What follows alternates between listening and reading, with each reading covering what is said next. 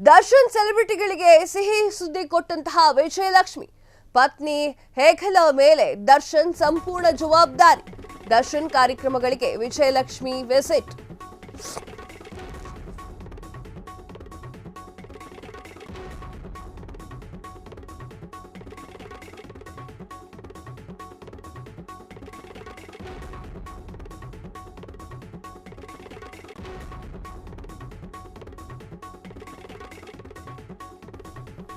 ದರ್ಶನ್ ಆಪ್ತರನ್ನು ಕೂಡ ದೂರ ಇಟ್ಟಿರುವಂತಹ ವಿಜಯಲಕ್ಷ್ಮಿ ಬೇಬಿ ಬೆಟ್ಟ ಜಾತ್ರೆಯಲ್ಲಿ ದರ್ಶನ್ ಪತ್ನಿ ಹೋಗಿದ್ರು.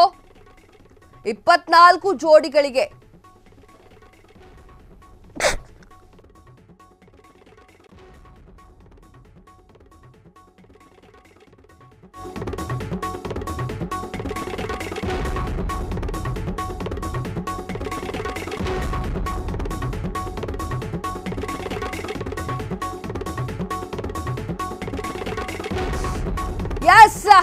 ಪತ್ನಿ ಹೆಗಲ ಮೇಲೆ ದರ್ಶನ್ ಕಾರ್ಯಕ್ರಮಗಳಿಗೆ ವಿಜಯಲಕ್ಷ್ಮಿ ವಿಸಿಟ್ ಕೊಟ್ಟಿದ್ದಾರೆ.